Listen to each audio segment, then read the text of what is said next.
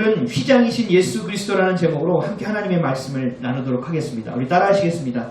휘장이신 예수 그리스도, 휘장이신 예수 그리스도, 휘장이신 예수 그리스도. 휘장이신 예수 그리스도. 출애굽기 71번째 성막 7번째 시간입니다. 오늘도 온라인으로 예배를 드리도록 하겠습니다. 여러분들에게 하나님은 누구십니까? 라고 질문하면 뭐라고 대답하시겠습니까? 많은 대답을 할 수 있죠. 왜냐하면 하나님을 지금 어떠한 상황 가운데, 어떤 조건 가운데, 어떠한 마음가짐 가운데 주님을 만나고 있느냐에 따라서 달라질 수 있어요. 그러나 그 모든 것의 기본 되시는 그 뼈대는 어디서 나오냐면 사랑에서 나오는 거예요. 그래서 하나님은 누구십니까? 라고 물어보면 우리는 거침없이 이야기할 수 있어야 돼요. 하나님은 사랑이십니다. 그리고 예수님은 누구십니까? 물어보면 그 사랑의 확증이십니다. 그리고 성령님은 누구십니까? 그 사랑을 성취해 주시는 분입니다. 라는 성삼위 하나님에 대한 정의가 우리에게 온전히 서 있어야 돼요. 이것이 서 있지 않으면 우리의 정체성도 흔들립니다. 그래서 때로는 은사로 빠질 수밖에 없고, 때로는 어떤 일에 빠질 수밖에 없고, 때로는 어떤 하나님이 원하시는 일을 함에도 불구하고 하나님을 놓치는, 그 사랑을 놓치는 일도 비일비재하게 발생하게 되는 것입니다. 그래서 하나님은 이렇게 말씀하셨죠. 하나님의 사랑을 알지 못하는 자는 나를 알지 못하는 자이다. 하나님의 사랑은 세상의 것과는 완전히 다른 거예요. 지금껏 우리가 이해하고 있는 사랑과 그 질과 결, 그 너비와 깊이, 그 모습과 내용이 완전히 다른 것이 하나님의 사랑이에요. 그래서 일반적인 사람들에게 하나님의 사랑을 이야기하면 이해를 못해요. 지금도 제가 틈만 나면 뭐가 생기기만 하면 전도하기 위해서 많은 것들을 사람들에게 나누고 또 전해요. 근데 그 사람들이 이해하지 못해요. 이걸 나한테 왜 주냐는 거죠. 지금껏 본인은 그런 사랑을 경험해 본 적이 없기 때문이에요. 근데 하물며 하나님의 사랑을 어떻게 우리가 알 수 있을까? 하나님의 사랑을 우리는 어떻게 이해할 수 있을까? 이해할 수 없습니다. 그래서 하나님은 그 사랑을 역사 안에서 우리에게 그 모든 사랑을 주신 것을 일일이 다 기록하셔서 우리에게 내어주셨어요. 그게 뭐죠? 성경이에요. 하나님의 말씀이라는 거죠. 그래서 성경의 모든 내용은 뭐로 정의되냐? 단 한마디로 하나님은 사랑이시다. 그래서 제가 말씀드렸죠. 성경을 찜통에 넣고 365일 계속 찌면 남는 것이 뭐냐? 뼈대가 뭐냐? 교리라는 것이다. 그럼 그것을 다시 뚜껑을 닫고 또 365일 끓이면 단어가 없어지는데 그 가운데 남는 하나가 있다. 그게 바로 요한복음 3장 16절이라. 하나님이 세상을 이처럼 사랑하사 독생자 예수를 주셨으니 이는 멸망치 않고 영생을 얻게 하려 하십니다. 아멘.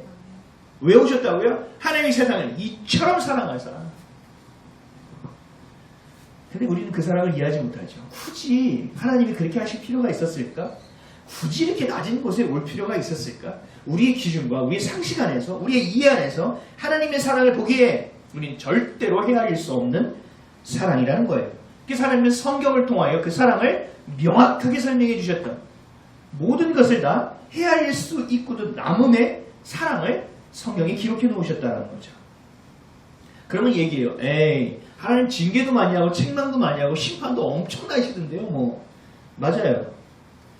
여러분 부모들은 알아요. 엇나가는 자녀, 세상의 것만 사랑하는 자녀, 죽을 길을 찾아가는 자녀를 그냥 내버려두는 부모는 없습니다. 그것을 떠나는 자들에게 하나님은 책망하셨고 하나님은 이방민족을 붙여서 핍박하셨고 심판하셨다는 거죠. 근데 그것이 너네 까불었어? 내가 하나님 내용을 한번 보여줘 이놈들? 이게 아니죠. 뭐예요? 다시 그 사랑으로 돌아오게끔 하기 위한 하나님의 방법이라는 거죠. 이 또한 뭐예요? 사랑이라는 것입니다. 그래서 성경의 모든 것은 하나님의 사랑을 담고 있습니다. 지금 여러분 가운데 쉬지도 않고 주무시지도 않고 졸지도 않고 불꽃 같은 눈동자가 우리를 지키고 일하시는 하나님이라는 그 고백이 시편에서 무수하게 나오죠. 근데 그 일은 우리가 생각하는 일이 아니라 하나님이 우리에게 사랑을 하게 하고 계시다는 얘기예요. 하나님은 쉬지 않고 우리에게 사랑을 주신다는 것이고 하나님은 졸지도 않고 주무시도 않고 우리에게 사랑을 주신다는 얘기예요. 아직도 이해가 안 되죠? 왜요? 그런 걸 받아본 경험이 없으니까. 제가 예전에 동원이를 키울 때 제 첫째인데 지금은 중학교 1학년이지만 아기 때 70 며칠인가 80일 좀 안 됐을 때 정말 너무 힘들어서 이거는 너가 죽거나 내가 죽거나 내가 살거나 네가 살거나 둘 중에 하나를 해야 되겠다. 맨날 안고 있으니까 막 어깨부터 시작해서 안 아픈 데가 없고 그냥 응애 하는 것만 해도 돌아버릴 것 같더라고요. 밤낮은 바뀌어서. 그래서 그 핏덩이를 침대에 놓고 제가 뭐랬는지 아세요? 너 아빠가 얼마나 힘든지 알아? 아빠가 정말 죽게 생겼단 말이야. 너 좀 한 번쯤은 생각하고 얘기했지 않겠니? 라고 그 아이에게 이야기한 적이 있어요. 여러분 제가 희한하죠? 미친 사람 같죠? 근데 뭐예요? 우리가 부모 돼서 자녀를 사랑해도 그 사랑에 한계가 있다고요. 근데 하나님의 사랑은 한계가 없어요. 그러니까 우리는 그 사랑을 이해할 수 없는 거예요. 경험하기 어려운 거죠. 요한일서 4장 7절에서 13절에 이렇게 말씀해요. 좀 길지만 한번 들어보세요. 요한일서 4장 7절에서 13절이에요. 사랑하는 자들아 우리가 서로 사랑하자. 사랑은 하나님께 속한 것이니 사랑하는 자마다 하나님으로부터 나서 하나님을 알고 사랑하지 아니하는 자는 하나님을 알지 못하나니 이는 하나님은 사랑이심이라. 하나님의 사랑이 우리에게 이렇게 나타난 바 되었으니 하나님이 자기의 독생자를 세상에 보내심은 그로 말미암아 우리를 살리려 하심이라. 사랑은 여기 있으니 우리가 하나님을 사랑한 것이 아니요 하나님이 우리를 사랑하사 우리 죄를 속하기 위하여 화목제물로 그 아들을 보내셨습니다. 사랑하는 자들아 하나님이 이같이 우리를 사랑하셨은즉 우리도 서로 사랑하는 것이 마땅하도다. 어느 때나 하나님을 본 사람이 없으되 만일 우리가 서로 사랑하면 하나님이 우리 안에 거하시고 그의 사랑이 우리 안에 온전히 이루어지느니라. 그의 성령을 우리에게 주심으로 우리가 그 안에 거하고 그가 우리 안에 거하는 줄을 아느니라. 아멘. 하나님의 자녀, 성령 충만한 그리고 하나님의 성도로서 살아가는 그 시금석이 어디에 있다고요? 사랑에 있다라는 것입니다. 이런 사랑이라는 삶에 우리가 살아가는 어디서 와서 왜 살며 어디로 가는지에 대한 삶의 본질을 알기 위해서는 하나님의 사랑을 이해할 수 있어야 합니다. 사랑을 알아야만 합니다. 여러분 머리가 아니라 지식이 아니라 내 마음으로 알아야 해요. 내 수준에서 내 나름대로 경험되어지고 느낀 수준이 아니라 영원 깊이 그 사랑을 경험해야만 합니다. 그렇기 위해서는 왜곡되고 훼손되어 있는 또 재단되어 있는 우리의 사랑이 아닌 온전한 하나님의 사랑, 우리를 향한 끝없는 사랑을 알고 경험되어져야만 하는 거예요. 그래서 이렇게 기도해야 돼요. 여러분 혹시 이런 기도 해보셨어요? 주님, 그 헤아릴 수 없는 사랑을 내게 주십시오. 주님, 내가 혹시 그것을 막고 있었다면 내게 그 사랑을 풀어놓아 주십시오. 하나님, 그 사랑이 내 안에 영혼 가운데 가득 채워질 수 있게 도와주십시오. 주님, 오늘도 그 사랑을 부어주십시오라고 혹시 여러분 기도해 보셨어요? 우리는 우주의 먼지보다 작은 존재들이에요. 정말 티끌도 안 되는 존재들이에요. 근데 하나님은 이 우주의 먼지보다 작은 우리, 그리고 그것보다 더 작은 우리의 감정까지도 아주 세심하게 다루시고 세세하게 도우시는 분이 바로 하나님이에요. 여러분, 그래서 그 은혜가 우리가 하나님의 신뢰함이 쌓이다 보면 믿음이 되어지는 것처럼 하나님의 그 일하심의 그 은혜가 쌓이고 쌓여서 야, 이 하나님의 사랑이구나 라는 것을 경험케 되어지는 거예요. 죄로 인해 그 사랑을 배신하고 하나님을 떠나 세상을 사랑하는 자들이 되었지만 하나님은 그럼에도 그 사랑을 멈추지 않으시고 우리를 붙들어 계시고 그 사랑을 받을 수 있는 장을 만들어 놓고 기다리고 계시는 거예요. 그것의 시작이 뭐라고요? 성막이라는 겁니다. 그리고 성전이에요. 그리고 교회이며 예수 그리스도예요. 그래서 성막의 모든 것은 예수 그리스도를 상징합니다. 왜요? 예수 그리스도는 사랑에 대한 확증이셨어요. 예수 그리스도가 죄로 인해 단절된 하나님과의 우리의 관계를 회복시킬 수 있는 유일하신 분이기 때문에 그 이름 외에 하나님께로 나아갈 수 있는 길 또한 유일한 거예요. 사도행전 4장 11절에서 12절에 이렇게 말씀하셨죠. 이 예수는 너희 건축자들의 버린 돌로서 집 모퉁이의 머릿돌이 되었느니라. 다른 이로서는 구원을 받을 수 없나니 천하 사람 중에 구원을 받을 만한 다른 이름을 우리에게 주신 일이 없음이라 하였더라. 아멘. 우리가 이것만 잘 기억해도요, 건강한 교회인지 건강하지 않은 교회인지 이단계 사이비를 금방 분별해낼 수 있어요. 예수 그리스도가 있느냐, 거기 복음, 사랑이 있느냐, 그 길을 통하여, 그 유일한 길을 통하여 우리가 가고 있느냐. 여러분 한번 머릿속으로 그려보세요. 우리가 지금 이게 성막이 7번째 시간인데 그 본문을 살펴본 그 순서대로 여러분 성막을 머릿속에 한번 이렇게 좀 그려보셨으면 좋겠어요. 자, 언약궤, 그리고 그 위에 있는 속죄소, 거기에 있는 그룹, 그리고 거기 임재하신 하나님, 이게 지성소죠. 그리고 등잔대, 왼쪽에 등잔대, 또 오른쪽에 떡상, 또 지성소의 그 휘장 앞에 있는 그 분향단, 이것을 성소, 그리고 아직 우리 성전들은 보지 않았지만 두 개밖에 없잖아요. 동쪽으로 들어오면 번제단이 있고 물두멍이 있는 것. 이 성막의 뜰과 그 성소와 지성소를 다 합쳐서 성막이라고 해요. 전에도 말씀드렸지만 지성소와 성소를 합치면 18평밖에 안 돼요. 그리고 그 중에 지성소는 몇 평이냐면 6평밖에 안 돼요. 여러분들 집 몇 평이세요? 하나님이 임재하시는 하나님의 그 천국에 있는 하늘나라에 있는 그 보좌를 이 땅에 가지고 내려와서 우리를 만나주시겠다고 하시는 임재하시는 곳이 바로 6평밖에 안 되는 곳이에요. 이 작은 공간에 하나님의 보좌를 옮겨오신 거예요. 그리고 우리 죄를 사해 주시고 우리를 만나주시겠다라는 거예요. 우리를 구원해 주시겠다는 거예요. 그 하나님이 어떻게 보면 굉장히 초라하지만 하나님의 그 절절한 마음이 담겨져 있고 또 부족한 것처럼 보이지만 그 안에 온전함이 들어있는 성막이라는 거죠. 마치 예수 그리스도가 우리를 구원해 주시기 위해서 이 낮고 낮은 이 땅에 임하여 주셨다는 거죠. 모든 고통과 핍박과 조롱과 천대와 멸시를 다 받으신 예수님, 그분이 바로 우리의 성막이 되어 주시는 것. 예수님을 보세요. 초라하죠. 요즘 이렇게 여러분 예수님 사진 찾아보셨어요? 사실 여러분 되게 예수님 멋있게 그리는데 그렇게 생기진 않으셨을 거예요, 아마. 그러면 딱 얼굴만 봐도 우리가 지나가 연예인 보면 오, 연예인일 거야 아마 이렇게 보잖아요.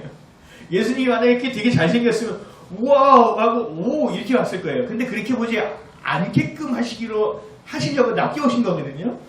그래서 예수님의 얼굴 이렇게 막 복원하고 막 3D로 컴퓨터로 복원한 거 보면 헐 이렇게 보여지는 이미지들이 있어요.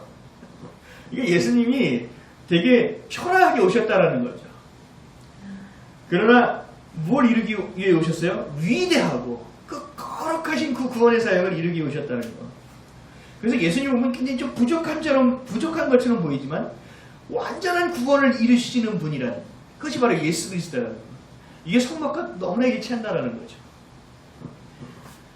언약궤와 속죄소, 그룹에 임재하시는 하나님, 그리고 진설병과 등잔대가 놓여있는 성소, 그 위를 덮고 있는 4개의 덮개, 그리고 성막의 벽과 그 받침과 그 띠까지도 이 모든 것이 예수 그리스도를 의미한다는 것을 우리는 알게 되었습니다.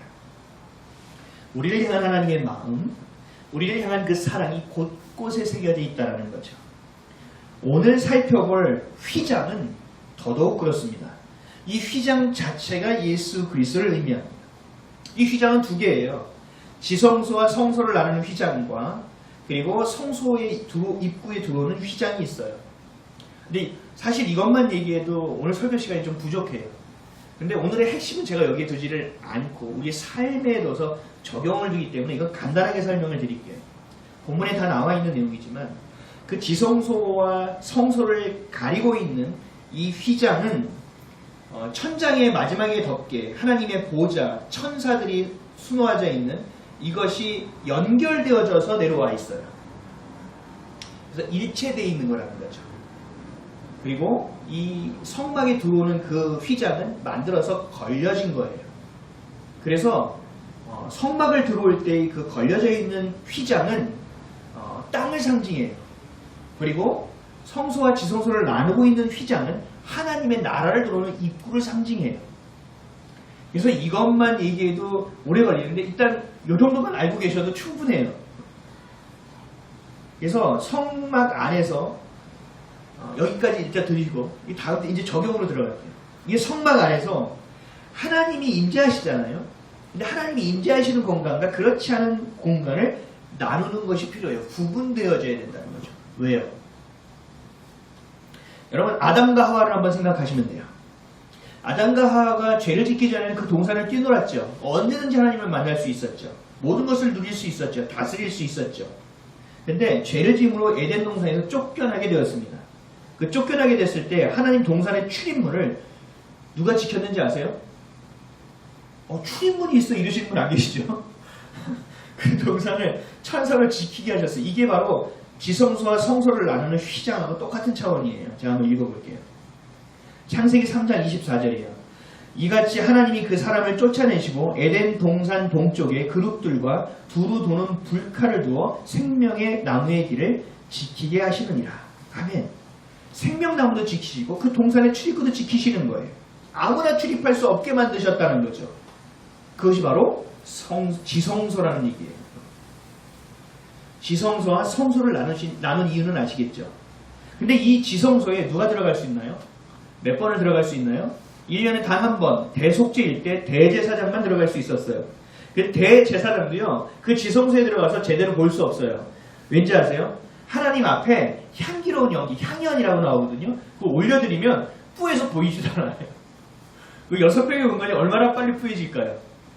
그 연기 가운데 하나님이 임재하시는 거거든요. 레위기 16장 12절에서 13절에 이렇게 말씀하잖아요. 지금 제가 얘기하는 것을 설명하는 거예요. 향로를 가져다가 여호와 앞 제단 위에서 피운 불을 그것에 채우고 또 곱게 간 향기로운 향을 두 손에 채워가지고 휘장 안에 들어가서 이제 지성소로 들어갔다는 얘기예요. 여호와 앞에서 분향하여 향연으로 증거계 위 속죄소를 가리게 할지니 그리하면 그가 죽지 아니할 것이요. 아멘. 하늘 보면 죽을 수밖에 없으니 지성소에 대제단이 들어가서도 그 안에서 향을 피우는 거예요. 연기를 피우는 거예요. 그러니까 그 안에 하나님이 임재하시는 거죠. 지성소는 끝이에요. 이게 더 이상 누구도 들어갈 수가 없어요. 그러니까 정리하자면 성막은 하나님이 우리를 만나주시겠다고 만든 장소인데 하나님과 우리 백성 사이에 가림막, 금지선, 휘장이라는 것이 있었다는 얘기죠. 이게 뭐냐면 구약시대, 성막시대에 하나님과 우리와의 만남의 한계예요. 한계. 성막의 한계예요. 가림막, 금지선, 이 휘장이라는 것이 없어야만 자유로운 만남이 있을 수 있죠. 죄를 해결할 수 있는 죄가 가로막히는 예배가 필요했다는 거예요. 그것이 바로 죄 없으신 하나님의 아들이 직접 이 땅에 내려와서 어린 양이 되어 영원한 제물이 되어주실 수밖에 없었던 이유라는 거죠. 이 마지막 남아있는 금지선, 이 휘장, 가림막까지도 하나님은 쪼개시고 그 죄의 경계선까지 무너뜨리시는 것. 이것이 뭐라고요? 하나님의 마음이고 하나님의 놀라운 위대한 사랑이라는 거예요.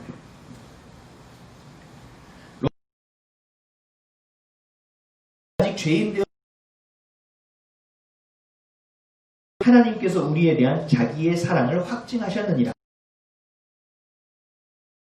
말미암아 의롭다 하심을 받았으니 더욱 구로 말미암아 진노가 되시고 영원한 제물이 되어 주셔서 우리의 죄를 해결해 주심으로 말미암아 그 휘장이, 가림막이, 금지선이, 경계선이 사라질 수 있었다는 얘기입니다. 하나님은 예수님이 십자가에서 죽으시는 그 순간 그 지성소와 성소를 구분하는 그 휘장을 위에서부터 아래로 두저고 그냥 쪼개버리셨어요. 찢어버리셨다. 위에서 아래로 완전히 찢어버리셨어요. 성경 말씀 한번 읽어볼까요? 마가복음 15장 37절에 39절이에요. 이거 한번 찾아보시래요. 이건 어렵지 않으니까 한번 찾아보시겠어요. 금방 찾잖아요.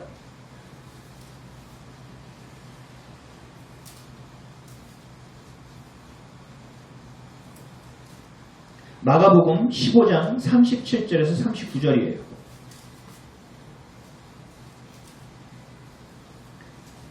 마가복음 15장 37절에서 39절.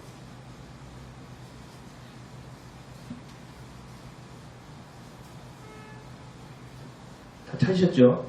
함께 읽겠습니다. 시작. 예수께서 큰 소리를 지르시고 숨지시니라. 이에 성소 휘장이 위로부터 아래까지 찢어져 둘이 되니라.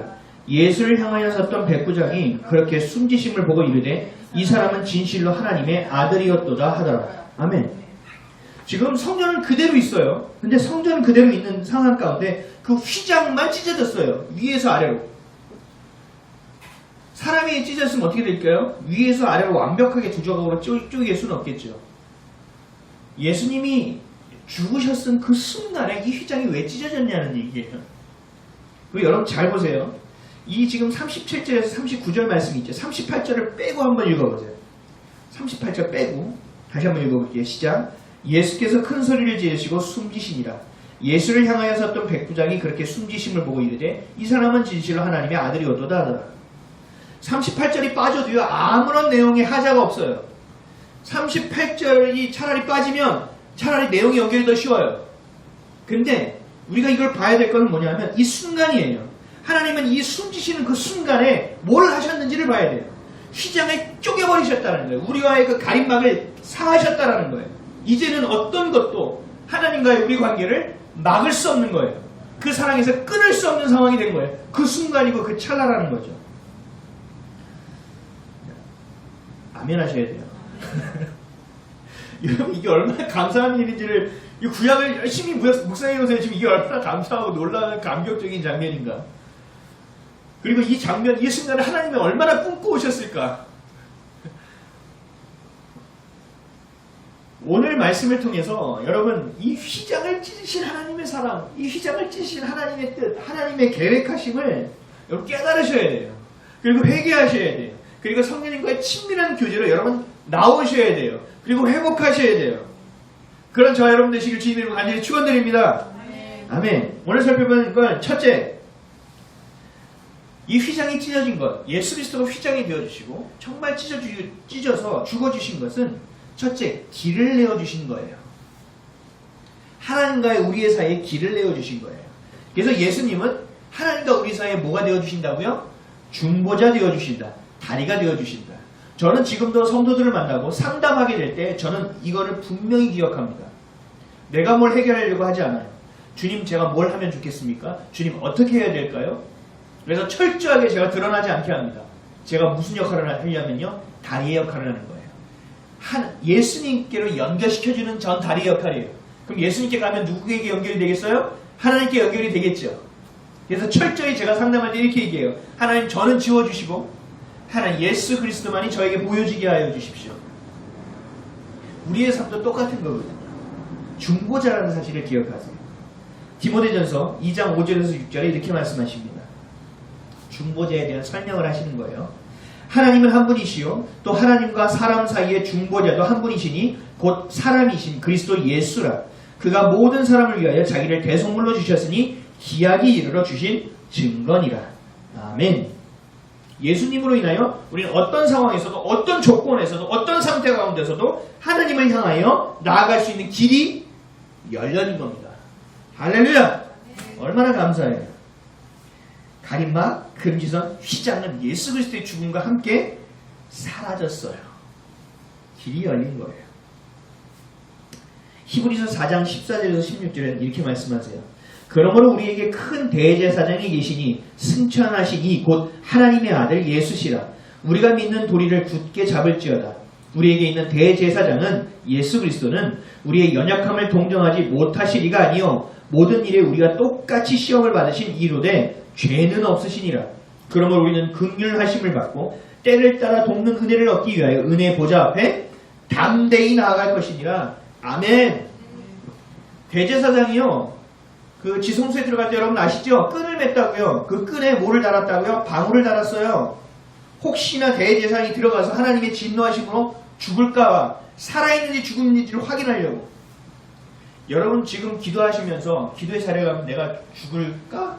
내가 정말 큰일 날 수 있을까라고 생각하고 기도하시는 분 없잖아요. 때를 따라 돕는 은혜를 위하여 예수 그리스도가 길이 되어주시고 중보되어 주셔서 우리 은혜 자리에 어떻게 나가요?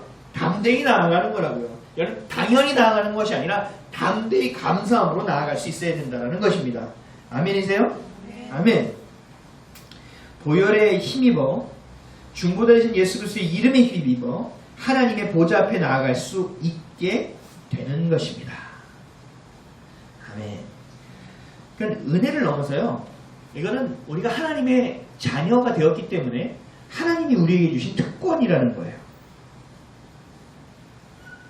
기도는 그 특권을 아는 자만이 감사함으로 나아갈 수 있는 자리이기도 해요. 대제사장이 없어도 돼요. 성막이 없어도 돼요. 지금처럼 랜선으로 예배드리죠. 성전에 나오지 못해도 돼요. 그러나 언제든지 하나님을 대면할 수 있어요. 누구 때문에요? 예수 그리스도 때문에. 십자가 때문에. 저희 딸이 그랬는데 덕분에라고 하라고. 예수님 덕분에. 십자가 덕분에. 예수님이 우리에게 얼마나 중요한 분이신지, 하나님이 얼마나 큰 결단을 하신 것인지, 예수님이 얼마나 큰 순종을 하신 것인지를 여러분들 아셔야 돼요. 그것을 알게 된다면 기도의 자리가 늘 감사의 자리가 될 것이며, 특권을 사용하는 자리가 될 것이며, 임재를 통한 만남의 자리가 될 것입니다. 세상 사람들은 우리가 하나님께 기도하는 것을 가장 미련한 것으로 보지만 하나님은 그것을 가장 지혜로운 것으로 여기신다는 사실을 기억하셔야 됩니다. 예배 또한 그래요. 예배 자리가 얼마나 소중한지 여러분 깨닫고 계십니까? 그냥 그래요. 여러분 죄송한데 그분은 영이 자고 있는 분이에요. 얼른 깨어나시기 바랍니다. 예배 자리가 얼마나 소중한 것인지를 깨닫게 하는 것이 바로 코로나19로 인한 지금의 시즌 아닙니까? 각 처소마다 계시는 성령을 인정하고 지금 이때에 가정의 단을 쌓는 것이 되어야 돼요. 휘장을 찢은 것처럼 예수님은 자신의 몸을 찢으셨어요. 그리고 그 자리를 우리에게 내어주셨어요. 위에서 아래로 완전히 두 조각으로 찢겨진 것처럼 예수님의 몸도 다 찢겨졌어요. 물 한 방울까지도 다 쏟아주셨다는 거죠. 휘장은 곧 예수 그리스도를 보여주는 거예요. 그래서 우리가 성찬식을 하잖아요. 그래서 떡을 제가 이제 배울 때는 어떻게 했냐면 웬만하면 이렇게 하라고 지침이 나와 있어요. 이 목사들 지침이 빵을 좀 큼직한 거를 구해라. 그리고 성도들을 보는 앞에서 그 고린도전서의 성찬식 말씀을 보면서 성도들을 보게 하고 눈앞에서 빵을 찢어라. 왜? 예수 그리스도의 몸이 그렇게 찢겨졌다는 것을 보게 하라는 거예요. 그것이 바로 기념하라는 것이라는 거죠. 그래서 우리가 성찬식을 할 때 떡을 찢거나 빵을 찢어 먹는 거예요. 그래서 예수님이 이렇게 가르쳤죠. 고린도전서 11장 23절에서 24절에 내가 너에게 전한 것은 주께 받은 것이니 곧 주 예수께서 잡히시던 밤에 떡을 가지사 축사하시고 떼어 이르시되 이것은 너희를 위하는 내 몸이니 이것을 행하여 나를 기념하라 하시고. 아멘. 이게 바로 휘장이 한 두 조각으로 찢겨진 것과 예수 그리스도 우리를 위하여 찢겨진 것이 동일한 거라는 거죠. 그것을 기념하라는 거예요. 우리 교회는 부활절과 추수감사절 때 성찬을 딱 두 번 하죠. 늘 얘기하지만 좀 늘어났으면 좋겠어요. 근데 이제는 언택트를 넘어서 온택트 시대에 있어서 지난번에 이제 부활주일에 어떻게 될지 교회가 굉장히 고민이 많았어요. 이 성찬식을 어떻게 할 것인가? 우리 교회에서 가장 중요한 예식인데 이걸 어떻게 할 것인가? 그래서 사실 저는 그 고민을 하는 것을 보고 이해가 안 됐어요. 하나님이 기념하라 하신 것은 그러한 형식적인 것을 이야기하는 것이 아닌데 정말 휘장이 찢겨진 것처럼 예수 그리스도가 피 흘리고 몸 찢겨서 죽으신 것을 너희들이 명확하게 기억하라. 이것이 그것이다라고 분명하게 말씀하시는 건데 그 자체 행위가 중요한 것이 아니라 십자가에서 몸을 찢고 피를 흘려주신 것, 그것에 감사하여 하나님의 자녀로서의 특권을 갖고 기도의 자리에 나가고 십자가 앞에 나가고 각자의 십자가를 지고 자기를 부인하고 주님을 쫓는 것이 되어진 것이 이게 진짜 성찬인데, 그것을 알게 된다면 교제하고 친밀한 동행을 하며 관계하며 나아가는 것이 정말 온전한 성찬일 텐데 이 본질을 너무 잊고 있는 것은 아닌가. 근데 페이스북을 보니까 어떤 목사님은 그 성찬을 다 싸가지고 성도들 집을 하나하나 방문하면서 성찬식을 다 하더라고요. 그래서 제가 그냥 긍정적으로 결론을 냈어요. 대단하신 분이다. 그냥 사랑이 넘치는구나 라는 걸로 그냥 결론을 맺어버렸어요. 그러나 여러분들 전통과 본질을 구분하셔야 돼요. 아시겠죠?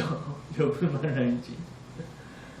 휘장을 찢고 몸을 찢고 내죄로 인해 어린 양처럼 제물이 되어주심에 감사하고 회개하고 전부된 인생을 살아가는 것, 예수 그리스도의 이름을 통해 그분 안에 거함을 통해 어떤 막힘도 없이 하나님 안에 나올 수 있는 것, 기도의 자리, 예배의 자리, 동행함의 자리, 그 친밀한 자리로 나아갈 수 있는 것, 이것이 중요하다는 거예요. 이것이 매일매일의 우리의 성찬이 되어져야 된다는 거예요. 왜요? 그럴 수 있도록 휘장을 찢어주셨잖아요. 예수 그리스도의 몸이 찢겨 우리 죽어주고 우리에게 길을 내어주셨기 때문이라는 거죠. 예수님이 승천하시면서 우리에게 보내주신 보혜사 성령님은 우리 안에 와 계시죠. 우리 안에를 동행해 주시죠. 성령님은요, 남녀노소, 지위, 고하, 막론하고 누구에게든 언제는 영접하기로 고백하고 믿기로 결단한 자들에게 임재하신다는 거예요.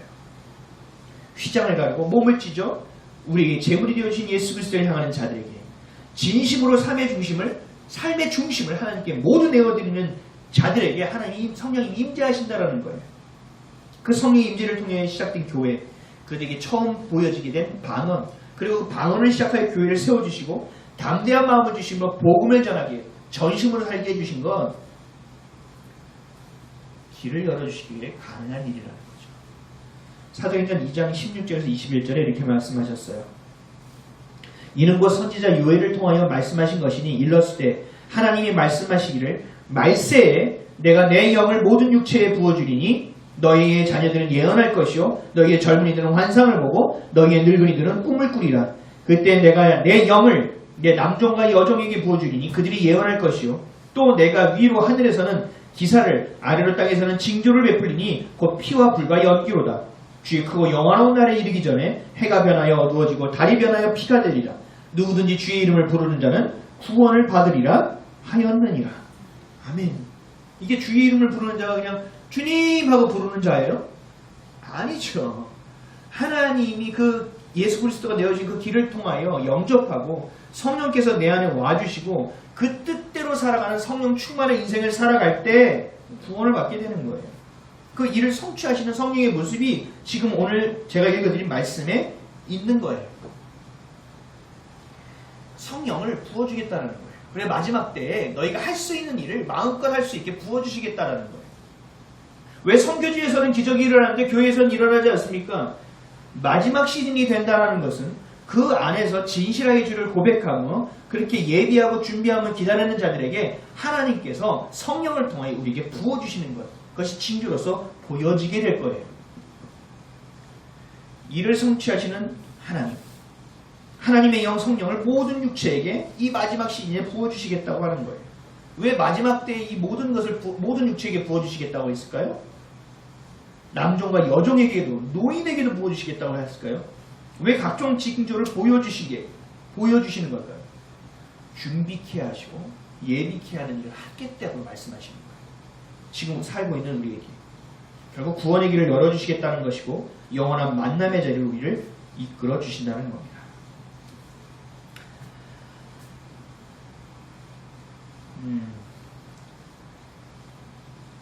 하나님은 이스라엘 민족을 너무 사랑하셔서 그들이 하나님을 떠났을 때 아수르, 바벨론, 페르시아, 애국, 또 그리스, 로마, 또 나중엔 나치 수많은 이방 사람들을 붙이셔서 다루셨어요. 하나님을 떠난 것에 대한 징계이고 심판이고 또 하나님의 사랑이었어요. 그 참담한 심판 가운데서도 예언자와 선지자를 수도 없이 보내주시고 끊임없이 세워주셔서 돌아올 수 있는 기회를 주셨다는 거죠. 제가 이 얘기를 하는 것은 지금 우리가 코로나19로 인해 우리의 상황을 좀 돌아봐야 된다는 거예요. 하나님이 예수 그리스도를 통하여 열어주신 그 길, 그리고 성령이 우리에게 와주셔서 마지막 때에 영을 부어주시겠다고 하신 그 상황 가운데 우리 교회는 어떻게 하고 있는가? 우리 개개인의 삶은 어떠한 삶이 되어지고 있는가? 정말 준비되고 예비되어지는 삶을 살고 있는가를 봐야 된다는 거죠. 성경대로라면 앞으로 거짓 선지자가 굉장히 많이 나올 거예요. 이렇게 얘기하겠죠. 하나님은 우리를 버리지 않으셨다. 괜찮다. 회복될 거다. 기다려봐라. 극복하면 된다. 저는 이건 거짓 선지자의 음성이라고 보겠습니다. 왜냐하면 코로나19를 누가 만들었던 어떻게 퍼뜨려졌던 이 모든 컨트롤은 하나님 안에 있고 이것을 사용하시는 분도 하나님이시거든요. 아무리 희한한 놈들이 이걸 어떻게 갖고 놀려고 해도 하나님의 컨트롤 안에 있다는 걸 기억해야 돼요. 그럼 하나님은 어떻게 할 것인가? 극복되고 회복되어야죠. 하나님은 사랑이시죠. 우리를 버리지 않으신 건 맞아요. 근데 반은 맞고 반은 틀렸어요. 결국 옳은 말이 아니라는 거죠. 하나님이 번영한 지금 한국교회에 이제는 더 이상 배를 골지 않고 살아갈 수 있는 잿더미의 나라에서 이제는 다른 나라를 원조하는 세계 유일한 국가가 된 이 대한민국, 그리고 전 세계에서 손에 꼽히는 가장 큰 대형교회 몇 곳이 존재하는 이 한국교회에 말씀하고 있는 그 내용을 들으라는 얘기예요. 복음을 떠난 너희들 돌아와라. 너희의 삶의 중심을 내게로 다시 가져와라. 내가 없앤 휘장을 너희들이 다시 세워서 내 백성들을 내게로 오지 못하게 잘못 가르치고 있는 너희들을 내가 징계한다. 너희들은 지금 핍박받는 것이 아니라 나의 징계를 받고 있다. 너희들 돌아오기를 원한다. 여러분, 어떤 말씀이 여러분들에게 더 와닿아요?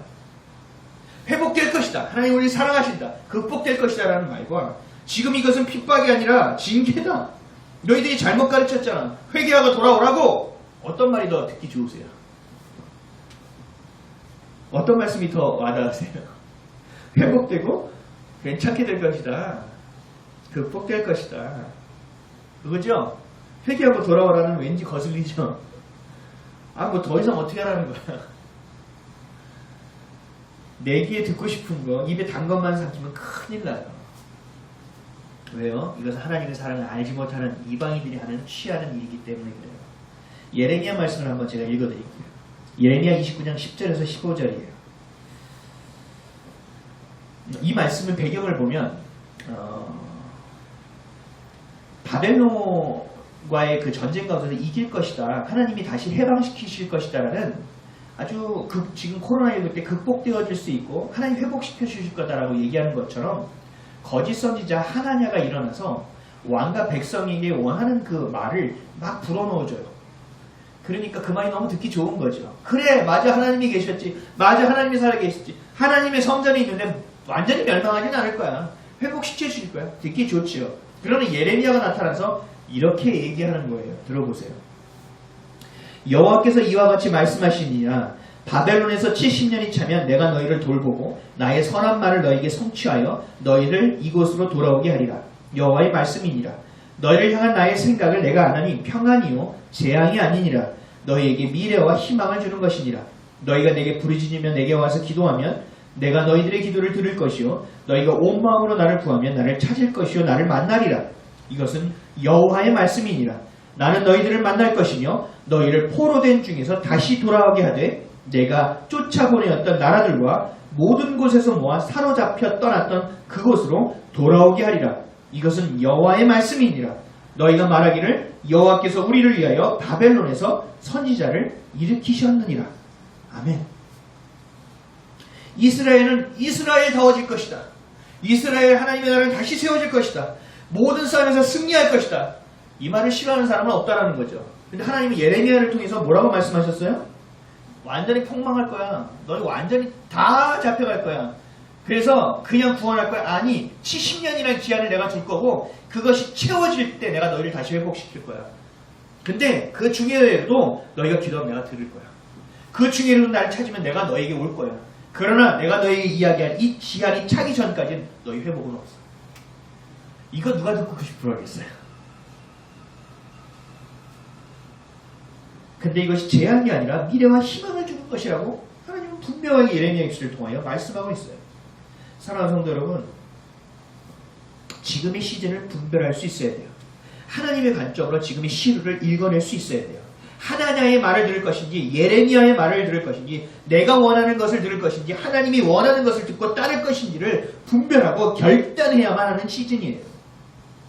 휘장은 우리를 죄로부터 자유하게 만들었습니다. 마음껏 하나님의 나라를 섬기고 마음껏 소망을 할 수 있고 그 소망을 나누어 줄 수 있는 그 자유가 열려진 거예요. 어디를 가는 주님을 예배할 수 있고 어디를 가는 성령님과 동행할 수 있는 놀라운 길이 열려진 거예요. 그런데 우리는 무엇을 하고 살아가고 있나? 우리는 무엇을 위해 살아가고 있는가? 휘장이 있을 때나 휘장이 없을 때나 똑같은 모습으로 살아가고 있는 것은 아닌가? 코로나로 인하여 너무 힘드니까 주님 어떻게든 살게 해주십시오라는 것이 우리의 소망인가? 그렇다면 코로나 있기 이전에는 우리가 조금 더 잘 살기를 원하는 것이 혹시 우리의 소망은 아니었는가? 하나님은 분명히 휘장을 찢어주셨다라는 거예요. 그러나 아직도 지성전에 들어가지 못하는 사람, 지성소에 들어가지 못하는 사람이 너무나도 많이 있다는 사실이에요. 찢어진 휘장을 뒤로하고 지성소에 들어가 하나님을 향하는 하나님이 전부됨을 선포하고 주님이 나의 모든 것을 만족이며 내가 주님의 기쁨이 되기를 원한다고 선포하며 고백하는 저와 여러분 되시기를 주님의 이름으로 간절히 축원드립니다.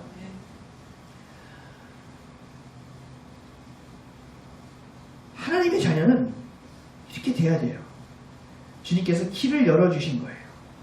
그 길을 따라 나아가야 된다는 거죠. 그래서 우리는 둘째로 살펴봐야 될 것은 뭐냐?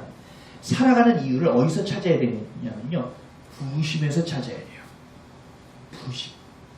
지금 이 마지막 시즌은요. 내가 무엇을 이루고 내가 무엇을 하고 이런 시즌이 아니에요. 여러분들 제가 이렇게 얘기하면 이해가 더 쉬울 거예요. 지금 이 시대에 대형교회가 다시 세워질 수 있습니까? No. 어려워요. 그럼 지금 이 시즌에 삼성이나 현대와 같은 대그룹이 세워질 수 있습니까? No. 여러분도 아시잖아요. 똑같이 알잖아요. 그러면 우리가 이 땅을 살아가는 이유가 완전히 바뀌어야 돼요. 이제는. 이 마지막 때는. 부르심에서 찾아야 돼요. 부르심. 잘 생각해 보세요. 하나님이 나를 이 땅에 살게 하신 이유는 뭔가? 이건 늘 생각했죠. 그런데 여기서 하나 더 생각해야 돼요. 지금의 시즌 가운데 하나님이 나를 살게 하시는 이유는 뭔가? 지금 시즌에 하나님이 내게 주신 역할은 무엇인가? 그렇다면 나는 지금 이 상황 가운데 하나님의 자녀의 정체성 말고 어떠한 사명의 정체성을 가지고 살아가야 될 것인가?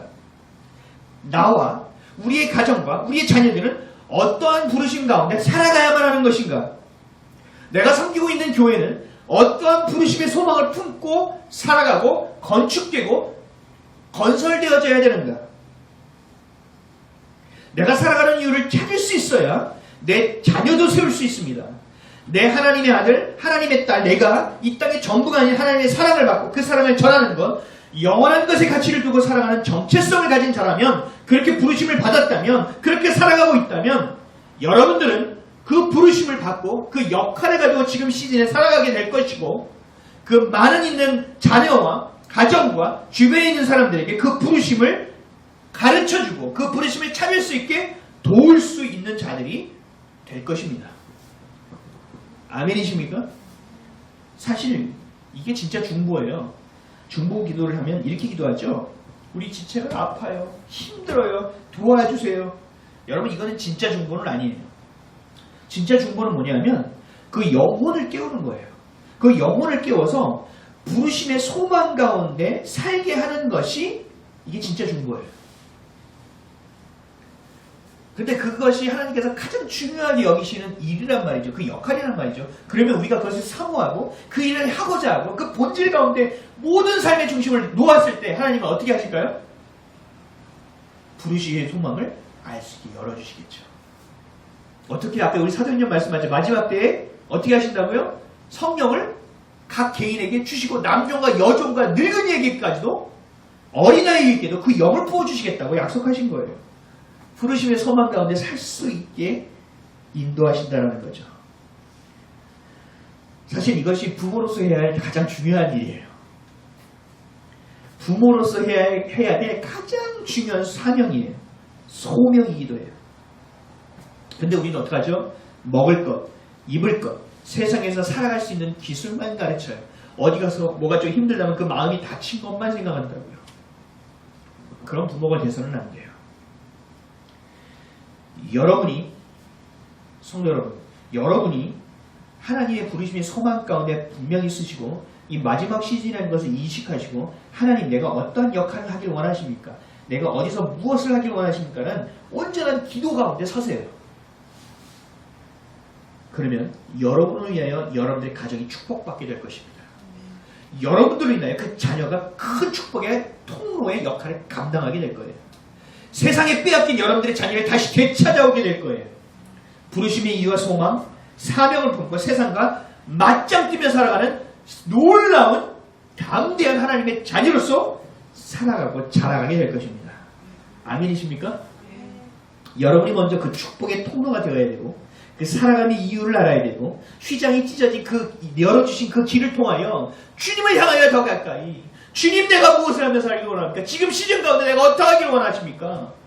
내 눈에 보여지는 현상과 내 눈에 닥친 그 상황과 그 문제 안에 눌려 살아가는 이 허황된 것을 다 벗어버리고 첫 번째 키 주님이 나의 주님이십니다라는 것만 딱 잡으면 나머지는 잡히게 된다니까요.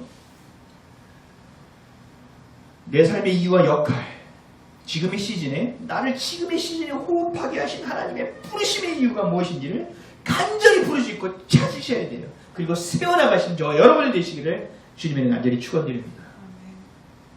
마지막으로 하나님이 하고자 하시는 일에 계획이 있음을 알아야 돼요. 시즌에 맞게 각 개인의 부르심이 있는 것처럼 시즌에 맞게 그 교회의 부르심도 있어요. 그러니까 지금 이 마지막 시즌에 성령님께서 하고자 하시는 일이 있다는 거예요. 근데 내가 준비되어 있지 않다면 그 일을 할 수 없겠죠. 그래서 하나님 뭐라고 하십니까? 지금도 함께 일하고자 하는 그 하나님의 비전을 함께 성취하고자 하는 단 한 명의 예배자를 찾고 계시다고 말씀하고 있는 거예요. 요한복음 4장 23절에서 24절에 이렇게 말씀하십니다. 아버지께 참되게 예배하는 자들은 영과 진리로 예배할 때가 오나니 지금이 그때라는 거예요. 곧 이때라. 아버지께서는 자기에게 이렇게 예배하는 자를 찾으시느니라. 하나님의 영이시니 예배하는 자가 영과 진리로 예배할지니라. 아멘. 영과 진리로 예배하는 게 뭐라고요? 마음을 다하여 전심을. 아니요. 이거는 기본이죠. 내가 이 시즌에 하나님 부르심의 역할이 뭐냐? 소망이 뭐냐? 내가 어떻게 살아가야 되냐? 무엇을 하기 원하느냐? 내가 어떤 기도에 하나님 응답하기를 원하느냐? 이것이 우리의 삶의 예배고 영과 진리로 드리는 예배라는 거예요. 그래서 주님은 성령을 강력하게 부어서 그 일을 할 수 있게 행하게 하신다는 거죠.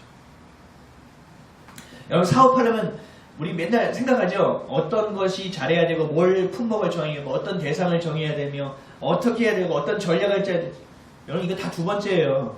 첫 번째 뭐가 돼야 돼요? 하나님이 나에게 원하시는 것이 무엇이냐? 하나님 지금 나에게 주신 것이 무엇이냐? 하나님이 내가 지금 시인가 어떤 역할을 하길 원하시냐?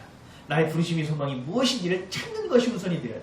이게 되면 나머지는 된다니까요. 아 주님이 사람을 못 붙이겠어요? 주님이 돈을 안 주시겠어요? 주님이 뭘 못 하시겠어요? 그러나 이것은 간절히 찾는 예배자가 되는 것은 우리가 해야 될 역할이에요. 이제 예배가 무엇인지 우리 교회가 좀 알아가기 시작한 것 같아요. 기도가 무엇인지도 알아가는 것 같아요. 사랑받기를 원하는 마음도 생겼어요. 그런데 부족해요. 왜요? 아직 기도가 쌓이지 않았어요. 하나님의 뜻을 구하는 것, 기도가 너무 비워져 있어요. 내 꿈이 아닌 하나님의 비전에 참여하기를 원하는 그 기도가 메말라 있어요.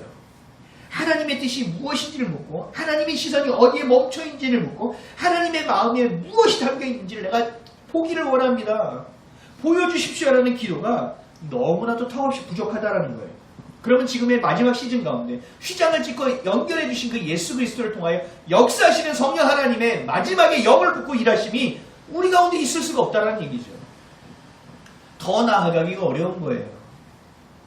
지금 시즌 가운데 쓰임받기가 어려운 거예요.